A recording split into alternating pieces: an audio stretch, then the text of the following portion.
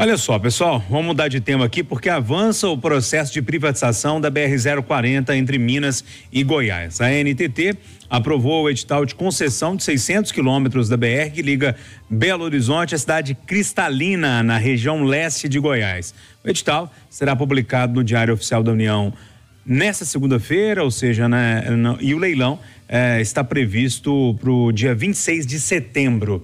O William Travassos, é toda aquela história envolvendo a Via 040, né? Que tinha pegado o trecho, sim, pegou, não fez nada, pegou um dinheiro danado lá no pedágio, não fez coisa nenhuma, agora não quero mais, e aí precisa ser feito um novo leilão nessa BR-040.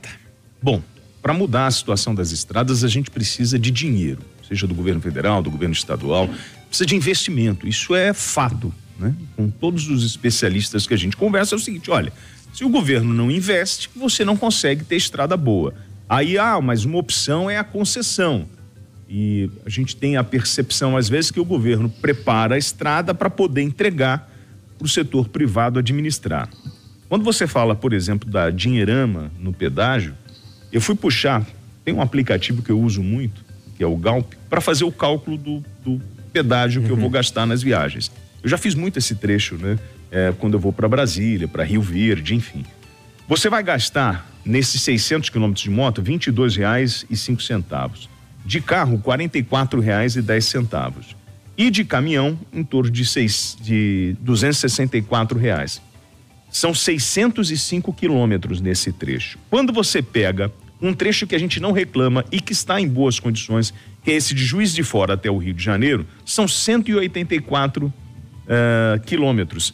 Observe que se eu for para lá de caminhão, eu vou gastar R$ 261 nos 184 quilômetros, R$ 43,50 para 184 quilômetros de carro e R$ 22,25 para 184 quilômetros rodados de motocicleta. Ou seja, eu tenho 1/3 do percurso com praticamente o mesmo valor de pedágio. Então, essa conta desse trecho que nós temos hoje até Cristalina, a conta não fecha.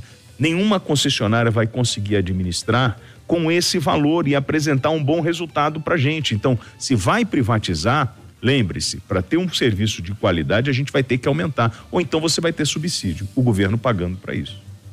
Ô, Edilene Lopes, o William está propondo aqui um aumento de pedágio, me assustou um pouquinho aqui. Não que eu queira, mas, gente. A gente já paga tanto imposto, mas vai fazer o quê, Edilene?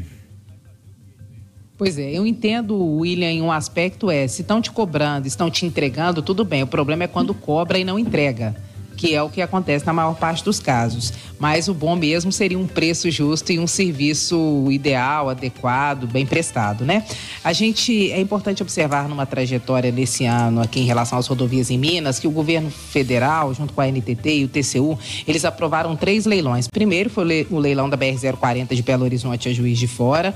Esse leilão, inclusive, já foi feito, foi o primeiro a ser realizado. Agora a aprovação da ANTT, e aí daqui a pouco deve ser publicado o edital para o leilão entre Belo Horizonte e Cristalina, que é Goiás, que é um outro trecho da BR-040, e também já houve a publicação do edital de concessão da BR-381 de Caeté até Governador Valadares, além de um outro edital, que é a parte que o poder público vai fazer a obra e não vai conceder a iniciativa privada, que também foi publicado. Há uma concentração de esforços em conceder as rodovias mineiras, não só porque elas são muito importantes para a logística toda no país e para o sistema rodoviário brasileiro, mas também porque em Minas nós temos muitos casos de insucesso. Leilões da BR-381, já foram vários leilões vazios, até que finalmente parece que essa proposta vai ser atraente para a iniciativa privada. E leilão da BR-040, a gente tem um trecho que foi devolvido, ou seja, que a empresa que ganhou a licitação não aguentou cumprir seus compromissos e devolveu o trecho. Ou seja, Minas é um caso crítico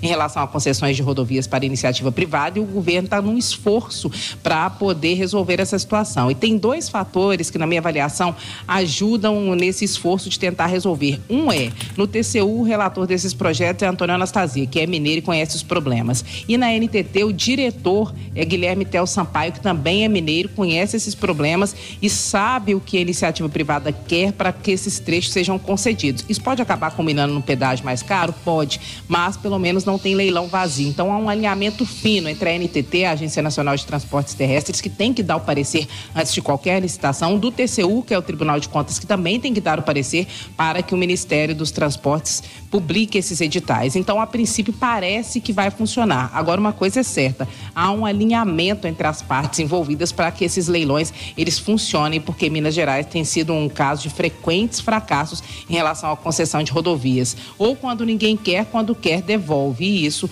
é gravíssimo. Rita, a Edilene lembrou, né, o caso da BR-381, que publica leilão, ninguém quer, agora estão tentando de novo e tal. E mais essa situação agora envolvendo a 040. Acho que a gente pode falar que são 2 das principais rodovias do Brasil, né? Uma que vai para o litoral capixaba, outra que vai para o Rio de Janeiro e depois liga a capital federal. Enfim, será que dessa vez a gente vai ter um serviço de qualidade ali?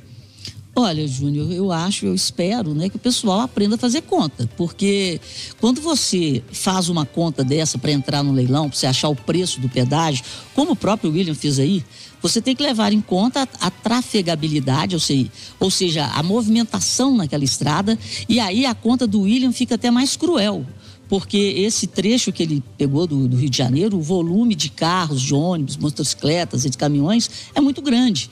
Então, gente, tem que achar o ponto de equilíbrio. E essas contas, na hora que uma empresa faz a conta, se apresenta ao leilão, elas têm que ser fiscalizadas, aí que entra a ANTT. Então, tem que haver fiscalização e tem que fazer com que a empresa cumpra o contrato.